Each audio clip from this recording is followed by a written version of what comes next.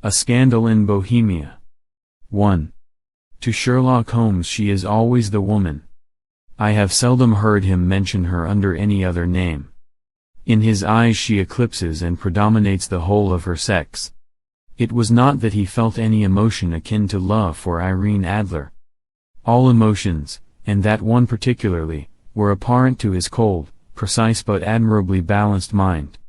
He was, I take it, the most perfect reasoning and observing machine that the world has seen, but as a lover he would have placed himself in a false position. He never spoke of the softer passions, save with a jibe and a sneer. They were admirable things for the observer, excellent for drawing the veil from men's motives and actions. But for the trained reasoner to admit such intrusions into his own delicate and finely adjusted temperament was to introduce a distracting factor which might throw a doubt upon all his mental results. Grit in a sensitive instrument, or a crack in one of his own high-power lenses, would not be more disturbing than a strong emotion in a nature such as his. And yet there was but one woman to him, and that woman was the late Irene Adler, of dubious and questionable memory. I had seen little of Holmes lately. My marriage had drifted us away from each other. My own complete happiness, and the home-centered interests which rise up around the man who first finds himself master of his own establishment, were sufficient to absorb all my attention, while Holmes, who loathed every form of society with his whole Bohemian soul, remained in our lodgings in Baker Street, buried among his old books, and alternating from week to week between cocaine and ambition, the drowsiness of the drug, and the fierce energy of his own keen nature. He was still, as ever, deeply attracted by the study of crime, and occupied his immense faculties and extraordinary powers of observation in following out those clues, and clearing up those mysteries which had been abandoned as hopeless by the official police.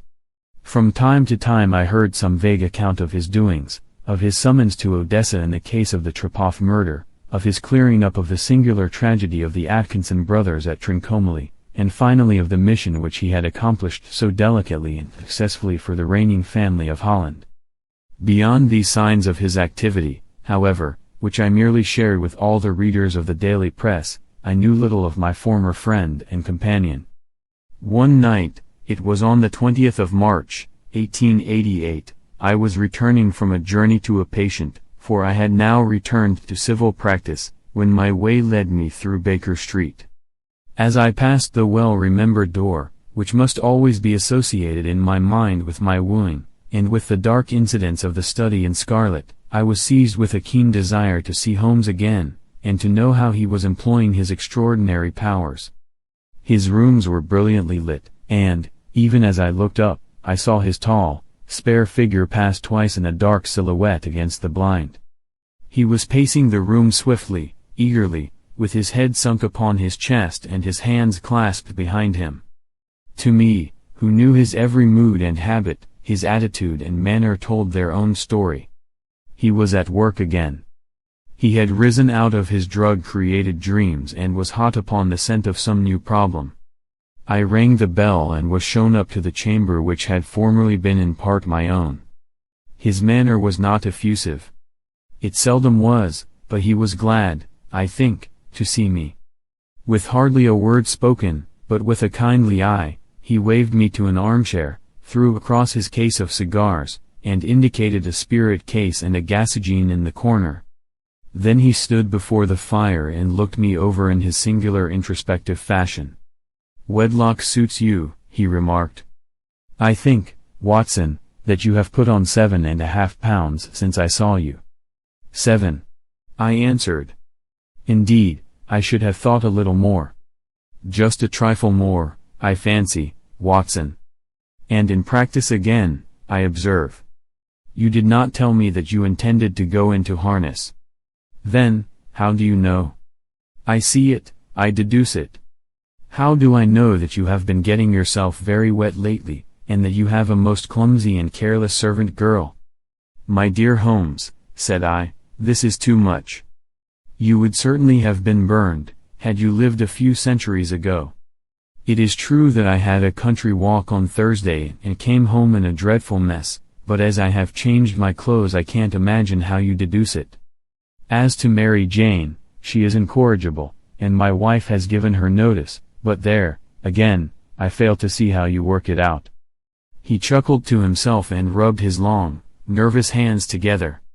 "It is simplicity itself," said he. "My eyes tell me that on the inside of your left shoe, just where the firelight strikes it, the leather is scored by 6 almost parallel cuts.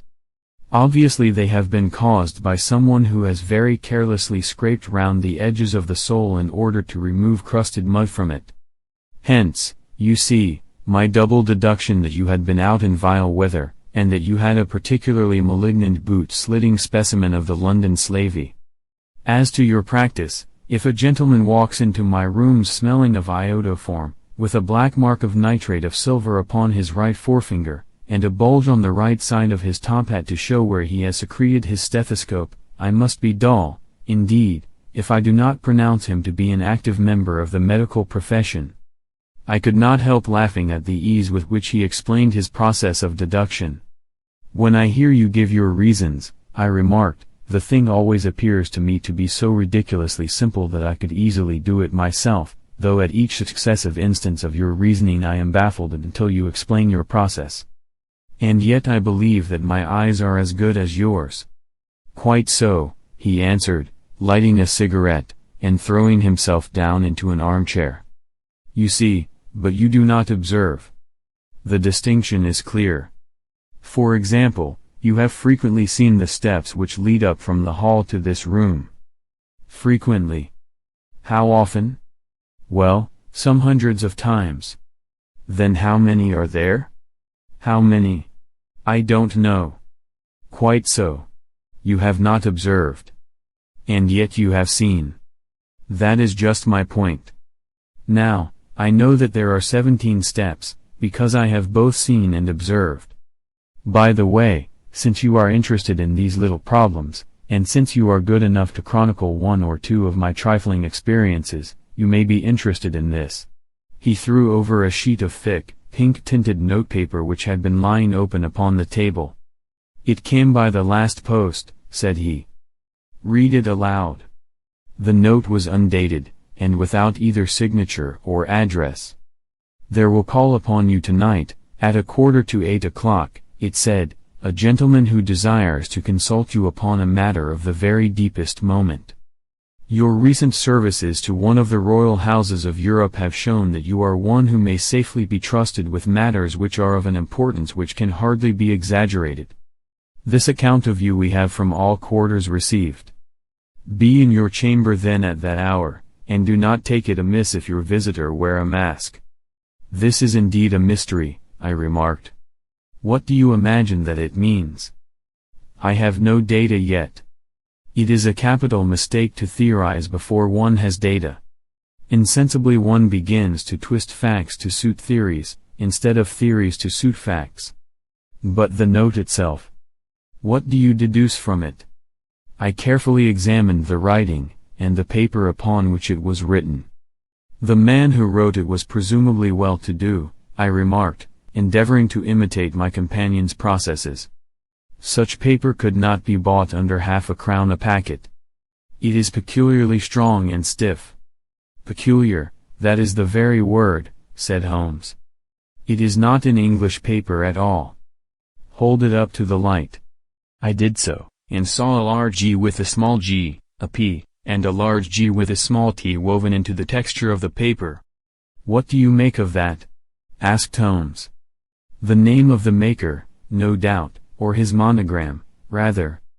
"Not at all. The G with the small t stands for Gesellschaft, which is the German for company. It is a customary contraction like our co. P, of course, stands for papier. Now for the egg. Let us glance at our Continental Gazetteer." He took down a heavy brown volume from his shelves. "Eglo, Eglinitz, here we are, Egria. It is in a German-speaking country, in Bohemia, not far from Carlsbad. Remarkable as being the scene of the death of Wallenstein, and for its numerous glass factories and paper mills. Ha, ha, my boy, what do you make of that?" His eyes sparkled, and he sent up a great blue triumphant cloud from his cigarette. "The paper was made in Bohemia," I said. Precisely. And the man who wrote the note is a German. Do you note the peculiar construction of the sentence, "This account of you we have from all quarters received"? A Frenchman or Russian could not have written that. It is the German who is so uncourteous to his verbs. It only remains, therefore, to discover what is wanted by this German who writes upon Bohemian paper and prefers wearing a mask to showing his face. And here he comes, if I am not mistaken, to resolve all our doubts. As he spoke there was the sharp sound of horses' hoofs and grating wheels against the curb, followed by a sharp pull at the bell. Holmes whistled. "A pair, by the sound," said he.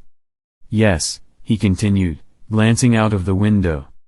"A nice little brougham and a pair of beauties.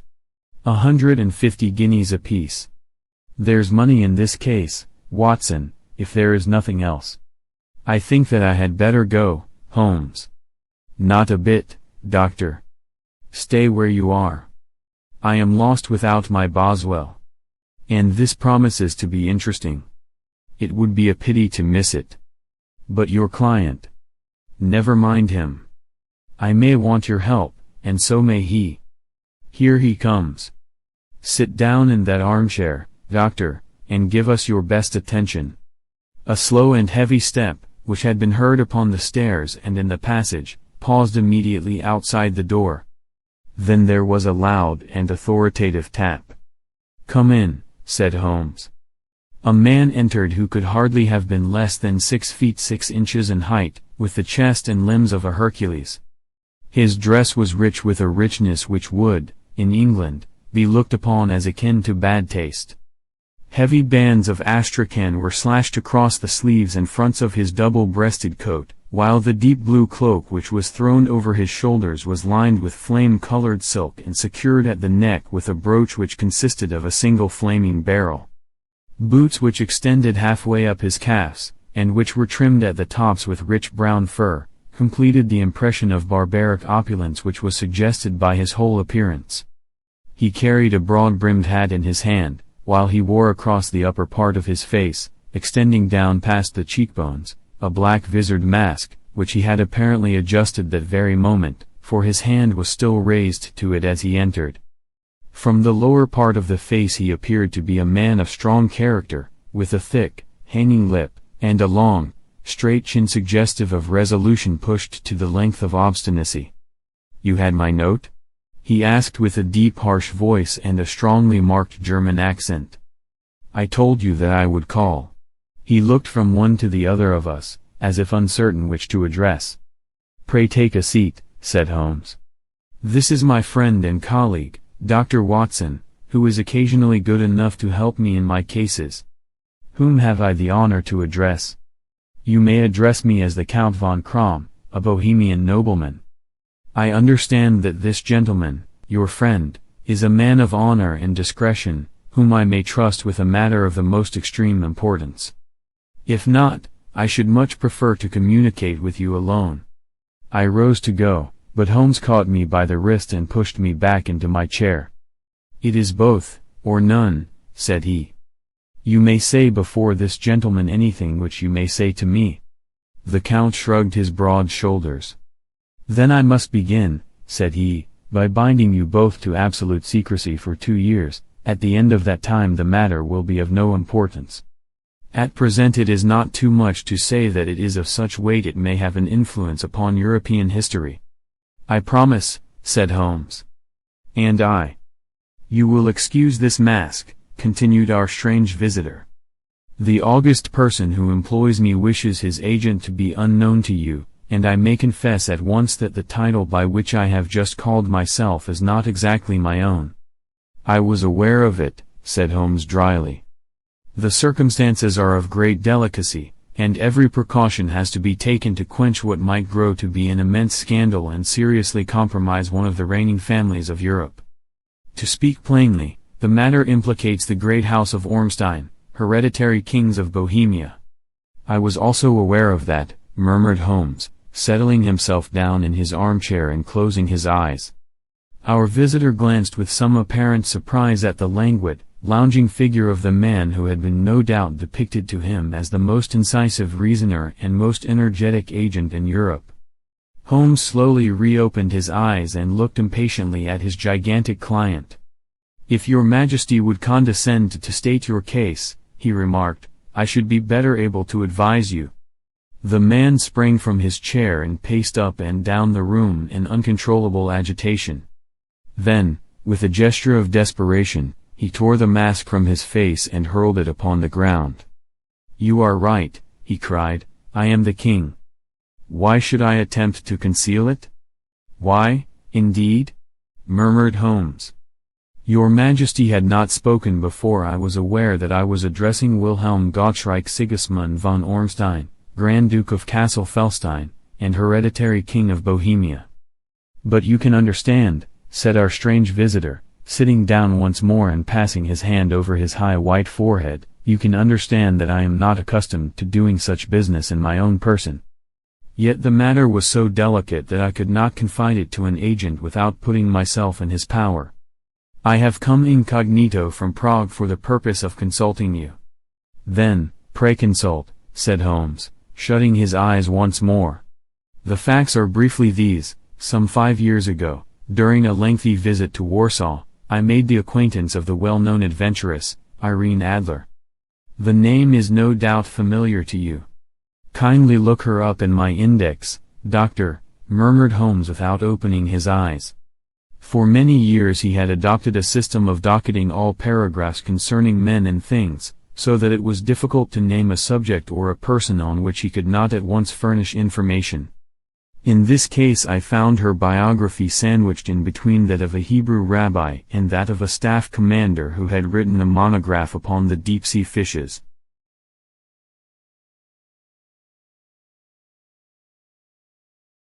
"Let me see," said Holmes. Born in New Jersey in the year 1858. Contralto, La Scala, Prima donna Imperial Opera of Warsaw, yes. Retired from operatic stage, Living in London, quite so. Your Majesty, as I understand, became entangled with this young person, wrote her some compromising letters, and is now desirous of getting those letters back." "Precisely so." "But how? Was there a secret marriage?" "None." "No legal papers or certificates?"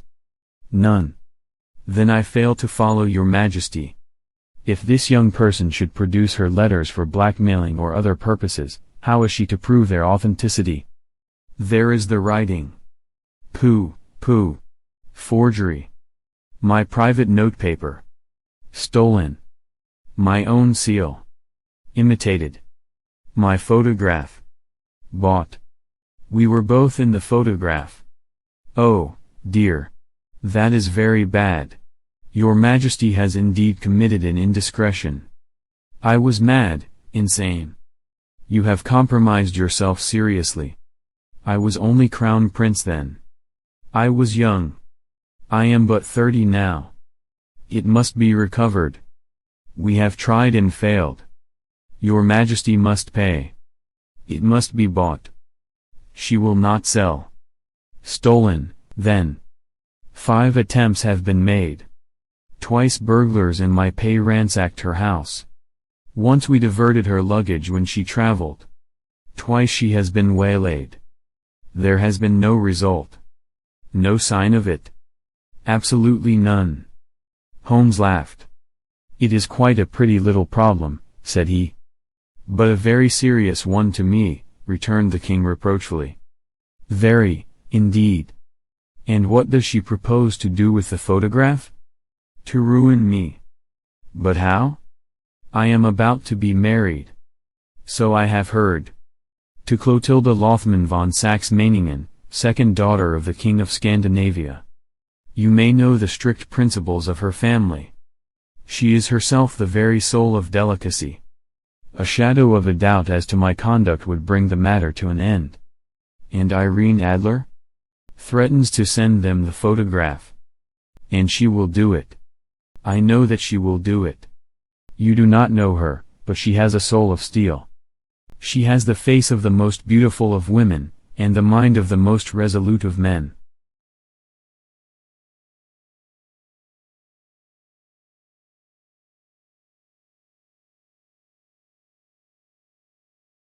Rather than I should marry another woman, there are no lengths to which she would not go, none.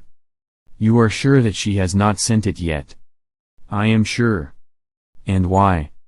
Because she has said that she would send it on the day when the betrothal was publicly proclaimed. That will be next Monday. Oh, then we have 3 days yet, said Holmes with a yawn. That is very fortunate, as I have 1 or 2 matters of importance to look into just at present. Your Majesty will, of course, stay in London for the present? Certainly. You will find me at the Langham under the name of the Count von Crom. Then I shall drop you a line to let you know how we progress. Pray do so. I shall be all anxiety. Then, as to money? You have carte blanche. Absolutely? I tell you that I would give one of the provinces of my kingdom to have that photograph. And for present expenses? The king took a heavy chamois leather bag from under his cloak and laid it on the table. There are £300 in gold and 700 in notes, he said. Holmes scribbled a receipt upon a sheet of his notebook and handed it to him. And mademoiselle's address? He asked. Is Briony Lodge, Serpentine Avenue, St. John's Wood. Holmes took a note of it. One other question, said he. Was the photograph a cabinet? It was. Then, good night, Your Majesty, and I trust that we shall soon have some good news for you. And good night, Watson, he added, as the wheels of the royal brougham rolled down the street. If you will be good enough to call tomorrow afternoon at 3 o'clock, I should like to chat this little matter over with you. 2. At 3 o'clock precisely I was at Baker Street, but Holmes had not yet returned. The landlady informed me that he had left the house shortly after 8 o'clock in the morning. I sat down beside the fire, however, with the intention of awaiting him, however long he might be. I was already deeply interested in his inquiry, for, though it was surrounded by none of the grim and strange features which were associated with the 2 crimes which I have already recorded, still, the nature of the case and the exalted station of his client gave it a character of its own. Indeed, apart from the nature of the investigation which my friend had on hand, there was something in his masterly grasp of a situation, and his keen, incisive reasoning, which made it a pleasure to me to study his system of work, and to follow the quick, subtle methods by which he disentangled the most inextricable mysteries. So accustomed was I to his invariable success that the very possibility of his failing had ceased to enter into my head. It was close upon 4 before the door opened, and a drunken-looking groom, unkempt and side-whiskered, with an inflamed face and disreputable clothes, walked into the room. Accustomed as I was to my friend's amazing powers in the use of disguises, I had to look 3 times before I was certain that it was indeed he. With a nod he vanished into the bedroom, whence he emerged in 5 minutes tweed-suited and respectable, as of old. Putting his hands into his pockets, he stretched out his legs in front of the fire and laughed heartily for some minutes. Well, really, he cried, and then he choked and laughed again until he was obliged to lie back, limp and helpless, in the chair. What is it? It's quite too funny. I am sure you could never guess how I employed my morning, or what I ended by doing. I can't imagine. I suppose that you have been watching the habits, and perhaps the house, of Miss Irene Adler. Quite so, but the sequel was rather unusual. I will tell you, however. I left the house a little after 8 o'clock this morning in the character of a groom out of work. There is a wonderful sympathy and Freemasonry among horsey men. Be one of them, and you will know all that there is to know. I soon found Briony Lodge. It is a bijou villa, with a garden at the back, but built out in front right up to the road, 2 stories. Chubb lock to the door. Large sitting room on the right side, well furnished, with long windows almost to the floor, and those preposterous English window fasteners which a child could open. Behind there was nothing remarkable, save that the passage window could be reached from the top of the coachhouse. I walked round it and examined it closely from every point of view, but without noting anything else of interest. I then lounged down the street and found, as I expected, that there was a mews in a lane which runs down by one wall of the garden. I lent the ostlers a hand in rubbing down their horses, and received in exchange tuppence, a glass of half and half, 2 fills of shag tobacco, and as much information as I could desire about Miss Adler, to say nothing of half a dozen other people in the neighborhood in whom I was not in the least interested, but whose biographies I was compelled to listen to. "And what of Irene Adler?" I asked. "Oh, she has turned all the men's heads down in that part. She is the daintiest thing under a bonnet on this planet. So say the Serpentine Mews, to a man. She lives quietly, sings at concerts, drives out at 5 every day, and returns at 7 sharp for dinner. Seldom goes out at other times, except when she sings. Has only one male visitor, but a good deal of him. He is dark, handsome, and dashing, never calls less than once a day, and often twice. He is a Mr. Godfrey Norton, of the Inner Temple. See the advantages of a cabman as a confidant. They had driven him home a dozen times from Serpentine Mews, and knew all about him. When I had listened to all they had to tell, I began to walk up and down near Briony Lodge once more, and to think over my plan of campaign. This Godfrey Norton was evidently an important factor in the matter. He was a lawyer. That sounded ominous. What was the relation between them, and what the object of his repeated visits? Was she his client, his friend, or his mistress? If the former, she had probably transferred the photograph to his keeping. If the latter, it was less likely. On the issue of this question depended whether I should continue my work at Briony Lodge, or turn my attention to the gentlemen's chambers in the Temple. It was a delicate point, and it widened the field of my inquiry. I fear that I bore you with these details, but I have to let you see my little difficulties, if you are to understand the situation. "I am following you closely," I answered. I was still balancing the matter in my mind when a hansom cab drove up to Briony Lodge, and a gentleman sprang out. He was a remarkably handsome man, dark, aquiline, and mustached, evidently the man of whom I had heard.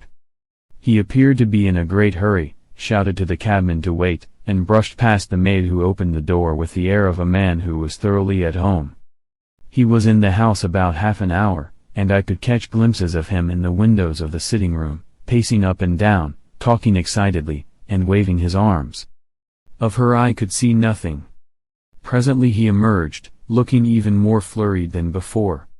As he stepped up to the cab, he pulled a gold watch from his pocket and looked at it earnestly. "Drive like the devil," he shouted, "first to Gross and Henke's in Regent Street, and then to the Church of St. Monica in the Edgware Road. Half a guinea if you do it in 20 minutes. Away they went, and I was just wondering whether I should not do well to follow them when up the lane came a neat little landau, the coachman with his coat only half buttoned, and his tie under his ear, while all the tags of his harness were sticking out of the buckles. It hadn't pulled up before she shot out of the hall door and into it. I only caught a glimpse of her at the moment, but she was a lovely woman, with a face that a man might die for. "The Church of St. Monica, John," she cried, "and half a sovereign if you reach it in 20 minutes. This was quite too good to lose, Watson. I was just balancing whether I should run for it, or whether I should perch behind her landau when a cab came through the street. The driver looked twice at such a shabby fare, but I jumped in before he could object. "The Church of St. Monica," said I, "and half a sovereign if you reach it in 20 minutes. It was 25 minutes to 12, and of course it was clear enough what was in the wind. My cabby drove fast. I don't think I ever drove faster, but the others were there before us. The cab and the landau with their steaming horses were in front of the door when I arrived. I paid the man and hurried into the church. There was not a soul there save the 2 whom I had followed and a surpliced clergyman, who seemed to be expostulating with them. They were all 3 standing in a knot in front of the altar. I lounged up the side aisle like any other idler who has dropped into a church.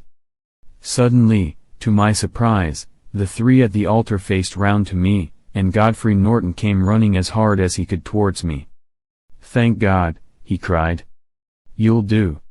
Come. Come." "What then?" I asked.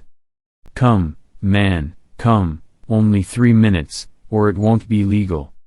I was half dragged up to the altar, and before I knew where I was I found myself mumbling responses which were whispered in my ear, and vouching for things of which I knew nothing, and generally assisting in the secure tying up of Irene Adler, spinster, to Godfrey Norton, bachelor. It was all done in an instant, and there was the gentleman thanking me on the one side and the lady on the other, while the clergyman beamed on me in front. It was the most preposterous position in which I ever found myself in my life, and it was the thought of it that started me laughing just now. It seems that there had been some informality about their license, that the clergyman absolutely refused to marry them without a witness of some sort, and that my lucky appearance saved the bridegroom from having to sally out into the streets in search of a best man. The bride gave me a sovereign, and I mean to wear it on my watch chain in memory of the occasion. "This is a very unexpected turn of affairs," said I, "and what then?" Well, I found my plans very seriously menaced. It looked as if the pair might take an immediate departure, and so necessitate very prompt and energetic measures on my part. At the church door, however, they separated, he driving back to the temple, and she to her own house. "I shall drive out in the park at 5 as usual," she said as she left him. I heard no more. They drove away in different directions, and I went off to make my own arrangements. "Which are?" "Some cold beef and a glass of beer," he answered, ringing the bell. "I have been too busy to think of food, and I am likely to be busier still this evening. By the way, Doctor, I shall want your cooperation." "I shall be delighted."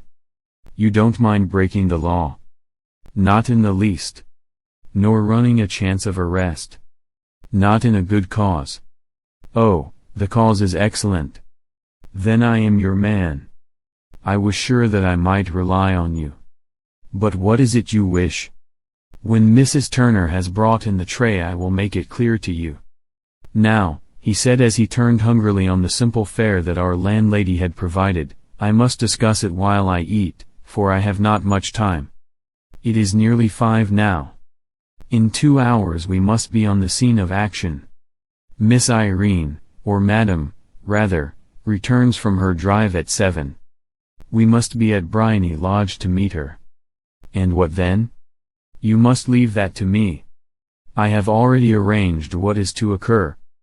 There is only one point on which I must insist. You must not interfere, come what may. You understand? I am to be neutral? To do nothing whatever. There will probably be some small unpleasantness. Do not join in it. It will end in my being conveyed into the house. 4 or 5 minutes afterwards the sitting-room window will open. You are to station yourself close to that open window. Yes. You are to watch me, for I will be visible to you. Yes. And when I raise my hand, so, you will throw into the room what I give you to throw, and will, at the same time, raise the cry of fire. You quite follow me?" "Entirely." "It is nothing very formidable," he said, taking a long cigar-shaped roll from his pocket.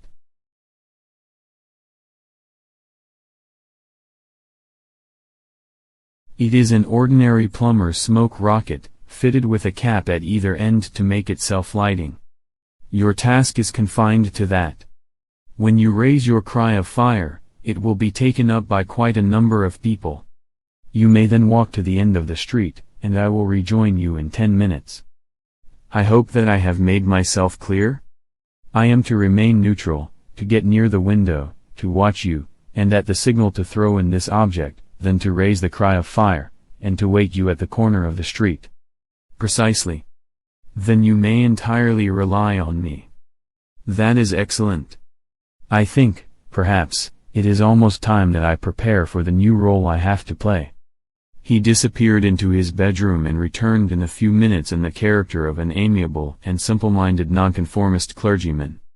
His broad black hat, his baggy trousers, his white tie, his sympathetic smile, and general look of peering and benevolent curiosity were such as Mr. John Hare alone could have equaled. It was not merely that Holmes changed his costume. His expression, his manner, his very soul seemed to vary with every fresh part that he assumed. The stage lost a fine actor, even as science lost an acute reasoner, when he became a specialist in crime. It was 6:15 when we left Baker Street, and it still wanted 10 minutes to the hour when we found ourselves in Serpentine Avenue. It was already dusk, and the lamps were just being lighted as we paced up and down in front of Briony Lodge, waiting for the coming of its occupant. The house was just such as I had pictured it from Sherlock Holmes' succinct description, but the locality appeared to be less private than I expected. On the contrary, for a small street in a quiet neighborhood, it was remarkably animated. There was a group of shabbily dressed men smoking and laughing in a corner, a scissors grinder with his wheel, 2 guardsmen who were flirting with a nurse girl, and several well-dressed young men who were lounging up and down with cigars in their mouths. "You see," remarked Holmes, as we paced to and fro in front of the house, "this marriage rather simplifies matters. The photograph becomes a double-edged weapon now. The chances are that she would be as averse to its being seen by Mr. Godfrey Norton, as our client is to its coming to the eyes of his princess. Now the question is, where are we to find the photograph? Where, indeed? It is most unlikely that she carries it about with her. It is cabinet size. Too large for easy concealment about a woman's dress. She knows that the king is capable of having her waylaid and searched. 2 attempts of the sort have already been made. We may take it, then, that she does not carry it about with her. Where, then? Her banker or her lawyer. There is that double possibility. But I am inclined to think neither. Women are naturally secretive, and they like to do their own secreting. Why should she hand it over to anyone else? She could trust her own guardianship, but she could not tell what indirect or political influence might be brought to bear upon a businessman. Besides, remember that she had resolved to use it within a few days. It must be where she can lay her hands upon it. It must be in her own house. But it has twice been burgled. Pshaw! They did not know how to look. But how will you look? I will not look. What then? I will get her to show me. But she will refuse. She will not be able to. But I hear the rumble of wheels. It is her carriage. Now carry out my orders to the letter. As he spoke, the gleam of the sidelights of a carriage came round the curve of the avenue. It was a smart little landau which rattled up to the door of Briony Lodge. As it pulled up, one of the loafing men at the corner dashed forward to open the door in the hope of earning a copper, but was elbowed away by another loafer, who had rushed up with the same intention. A fierce quarrel broke out, which was increased by the 2 guardsmen, who took sides with one of the loungers, and by the scissors grinder, who was equally hot upon the other side. A blow was struck, and in an instant the lady, who had stepped from her carriage, was the center of a little knot of flushed and struggling men, who struck savagely at each other with their fists and sticks. Holmes dashed into the crowd to protect the lady, but, just as he reached her, he gave a cry and dropped to the ground, with the blood running freely down his face. At his fall the guardsmen took to their heels in one direction and the loungers in the other, while a number of better-dressed people, who had watched the scuffle without taking part in it, crowded in to help the lady and to attend to the injured man. Irene Adler, as I will still call her, had hurried up the steps, but she stood at the top with her superb figure outlined against the lights of the hall, looking back into the street. "Is the poor gentleman much hurt?" she asked. "He is dead," cried several voices. "No, no, there's life in him," shouted another. "But he'll be gone before you can get him to hospital." "He's a brave fellow," said a woman. "They would have had the lady's purse and watch if it hadn't been for him. They were a gang, and a rough one, too. Ah, he's breathing now. He can't lie in the street. May we bring him in, marm?" Surely. Bring him into the sitting room. There is a comfortable sofa. This way, please.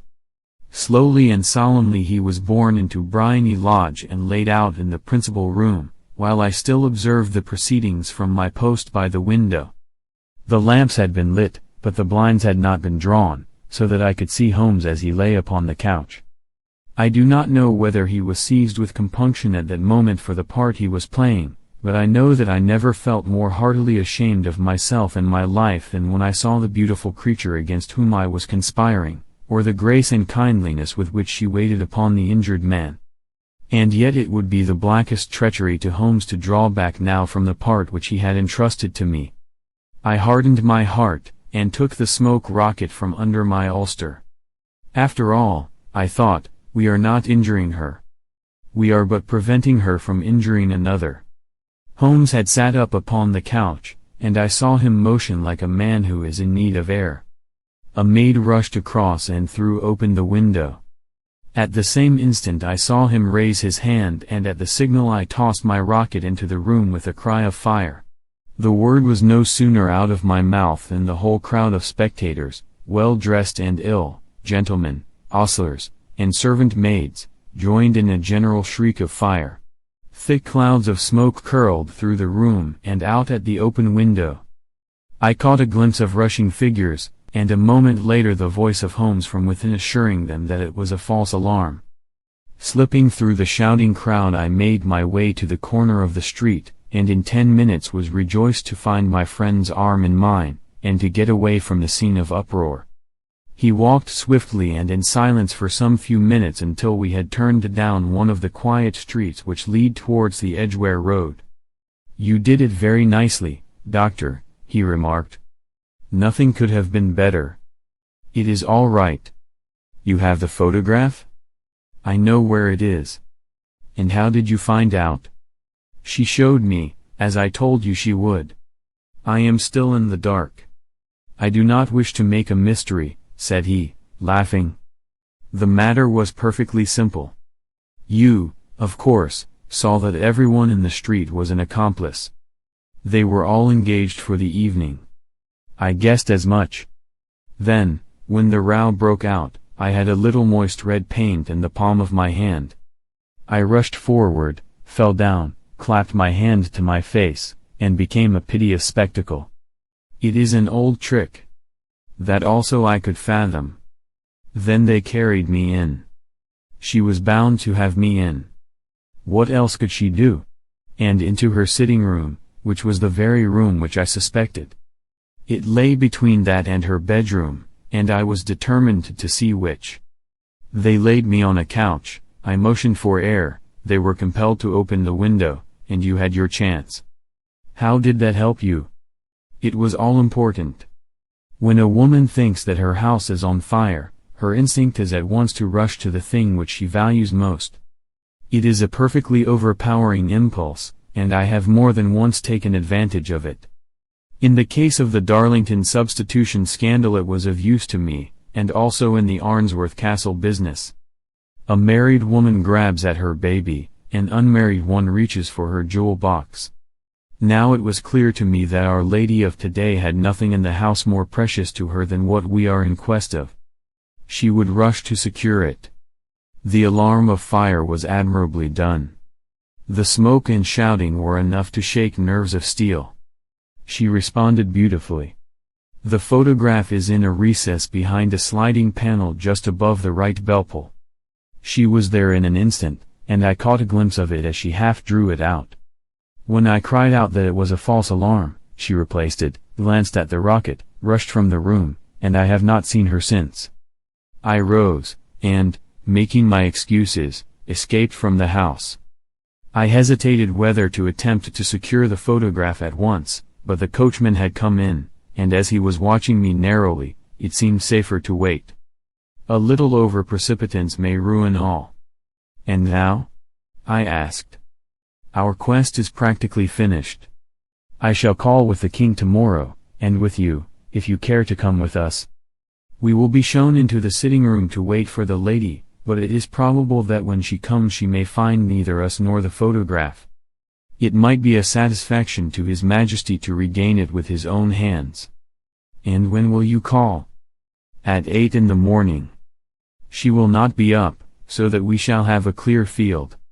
Besides, we must be prompt, for this marriage may mean a complete change in her life and habits. I must wire to the king without delay. We had reached Baker Street and had stopped at the door. He was searching his pockets for the key when someone passing said, "Good night, Mr. Sherlock Holmes." There were several people on the pavement at the time, but the greeting appeared to come from a slim youth in an ulster who had hurried by. "I've heard that voice before," said Holmes, staring down the dimly lit street.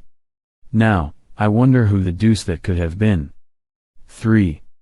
I slept at Baker Street that night, and we were engaged upon our toast and coffee in the morning when the King of Bohemia rushed into the room. "You have really got it," he cried, grasping Sherlock Holmes by either shoulder and looking eagerly into his face. "Not yet. But you have hopes?" "I have hopes." "Then, come. I am all impatience to be gone." "We must have a cab." "No, my brougham is waiting." "Then that will simplify matters." We descended and started off once more for Briony Lodge. "Irene Adler is married," remarked Holmes. "Married? When?" "Yesterday." "But to whom?" "To an English lawyer named Norton." "But she could not love him." "I am in hopes that she does." "And why in hopes?" "Because it would spare your Majesty all fear of future annoyance. If the lady loves her husband, she does not love your Majesty. If she does not love your Majesty, there is no reason why she should interfere with your Majesty's plan." "It is true. And yet, well, I wish she had been of my own station. What a queen she would have made." He relapsed into a moody silence, which was not broken until we drew up in Serpentine Avenue. The door of Briony Lodge was open, and an elderly woman stood upon the steps. She watched us with a sardonic eye as we stepped from the brougham. "Mr. Sherlock Holmes, I believe?" said she. "I am Mr. Holmes," answered my companion, looking at her with a questioning and rather startled gaze. "Indeed. My mistress told me that you were likely to call. She left this morning with her husband by the 5:15 train from Charing Cross for the Continent." "What?" Sherlock Holmes staggered back, white with chagrin and surprise. "Do you mean that she has left England? Never to return?"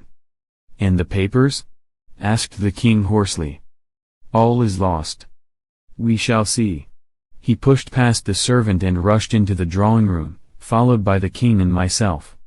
The furniture was scattered about in every direction, with dismantled shelves and open drawers, as if the lady had hurriedly ransacked them before her flight.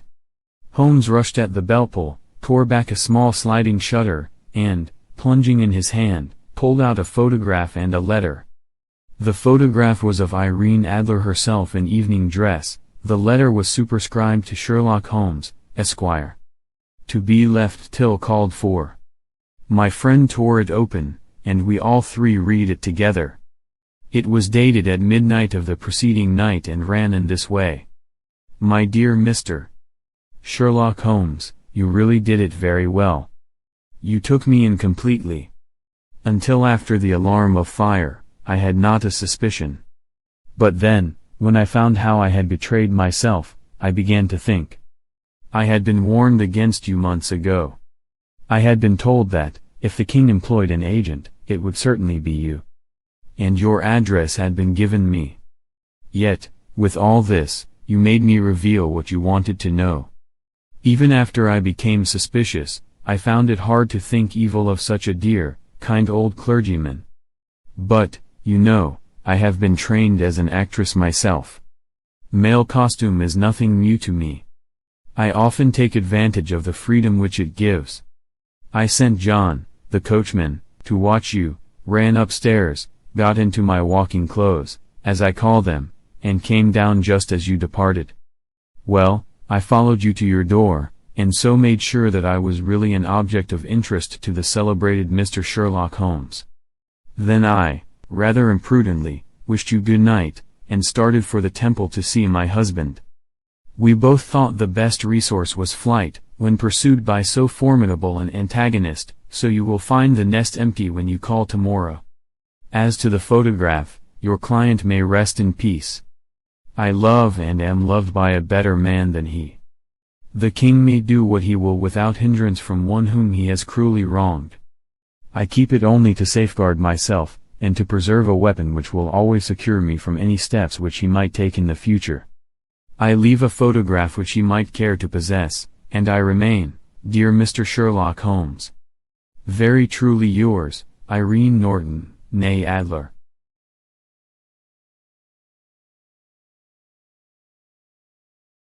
What a woman, oh, what a woman, cried the King of Bohemia, when we had all three read this epistle.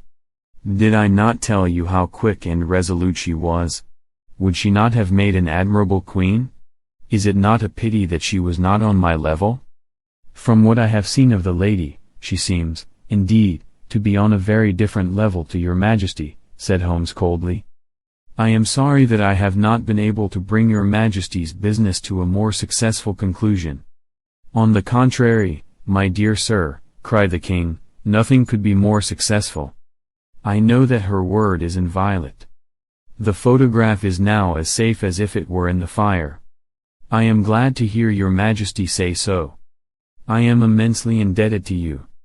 Pray tell me in what way I can reward you. This ring, he slipped an emerald snake ring from his finger and held it out upon the palm of his hand. Your Majesty has something which I should value even more highly, said Holmes. You have but to name it. This photograph. The king stared at him in amazement. Irene's photograph, he cried. Certainly, if you wish it. I thank your Majesty. Then there is no more to be done in the matter. I have the honor to wish you a very good morning. He bowed, and, turning away without observing the hand which the king had stretched out to him, he set off in my company for his chambers. And that was how a great scandal threatened to affect the kingdom of Bohemia, and how the best plans of Mr. Sherlock Holmes were beaten by a woman's wit. He used to make merry over the cleverness of women, but I have not heard him do it of late. And when he speaks of Irene Adler, or when he refers to her photograph, it is always under the honorable title of the woman.